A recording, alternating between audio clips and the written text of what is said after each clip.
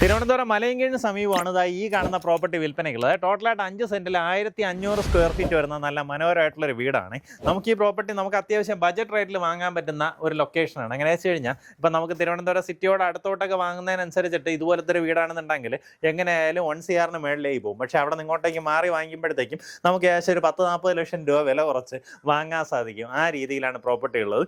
നമ്മുടെ ഈ പ്രോപ്പർട്ടിയിലേക്കുള്ള ആക്സസ് വരുന്നത് മലയങ്കീഴ് ജംഗ്ഷനിൽ നിന്ന് വരുവാണെന്നുണ്ടെങ്കിൽ മലയങ്കീഴ് ജംഗ്ഷനിൽ നിന്ന് വലത്തോട്ട് കാണുന്ന വഴി, അതിൽ 2 റൂട്ട് വഴി വന്നു കഴിഞ്ഞാലും നമുക്ക് ഈ പ്രോപ്പർട്ടിയിലേക്ക് എത്താവുന്നതാണ്.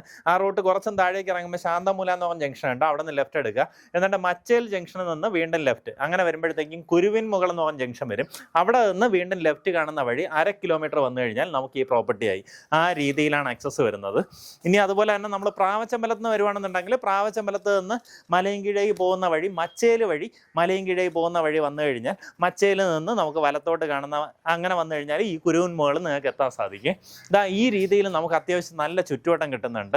ടോട്ടലായിട്ട് 5 സെൻറ്റിൽ ഒരു കോർണറിലേക്കാണ് വീടാക്കിയിട്ടുള്ളത്. അതുകൊണ്ട് തന്നെ ഇവിടെ നമുക്കൊരു 3-4 വണ്ടികൾ കയറ്റി പാർക്ക് ചെയ്യാവുന്ന രീതിയിൽ സ്ഥലമുണ്ട്.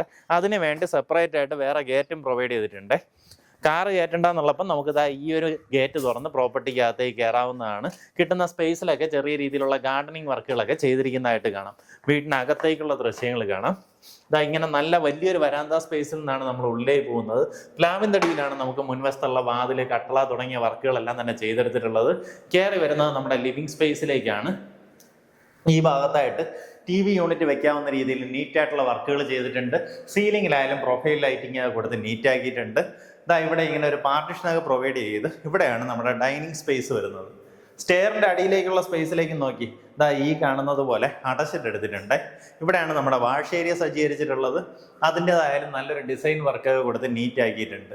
സാധാരണഗതിയിൽ ഇങ്ങനെ ലോ ബജറ്റ് വീടുകൾ എന്ന് പറയുമ്പോഴത്തേക്കും ഇതുപോലുള്ള ഡിസൈൻ വർക്കുകളൊക്കെ ഭയങ്കര കമ്പാരിറ്റീവ്ലി കുറവായിരിക്കും കേട്ടോ. ഇതിൽ വന്നിട്ട് നമുക്ക് അത്യാവശ്യം കാര്യങ്ങളെല്ലാം തന്നെ ചെയ്തെടുത്തിരിക്കുന്നതായിട്ട് കാണാം. സ്ലാബ് ചെയ്തതിന് ശേഷം അടിയിലേക്ക് അടച്ചിട്ടിരിക്കുവാണ്. അല്ലാണ്ട് മേളിലേക്ക് നോക്കിയേ, ഇവിടെയും സ്ലാബ് ചെയ്തിട്ട് അതിന് മേളിലേക്കും സ്റ്റോറേജ് സ്പേസ് കൊടുത്തിട്ടുണ്ട്.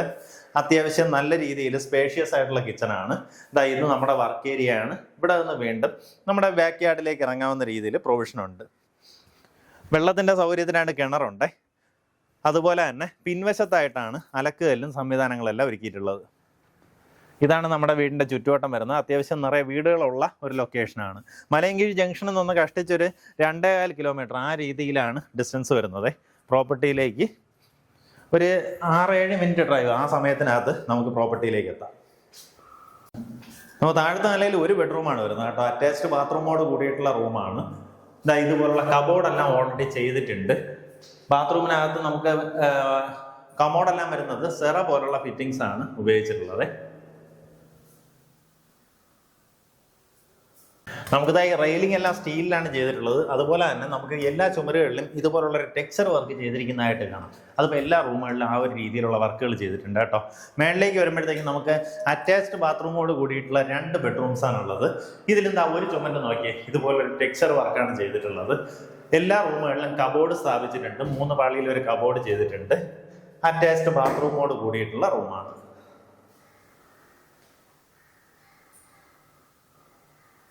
ഈ ഭാഗത്തായിട്ട് അതേ സിമിലർ രീതിയിൽ തന്നെ അടുത്തൊരു ബെഡ്റൂം കാണാം. അതിനകത്തായാലും കബോർഡ് വർക്ക് എല്ലാം ചെയ്തിട്ടുണ്ട്. അറ്റാച്ച്ഡ് ബാത്റൂമോട് കൂടിയിട്ടുള്ള റൂം തന്നെയാണ്.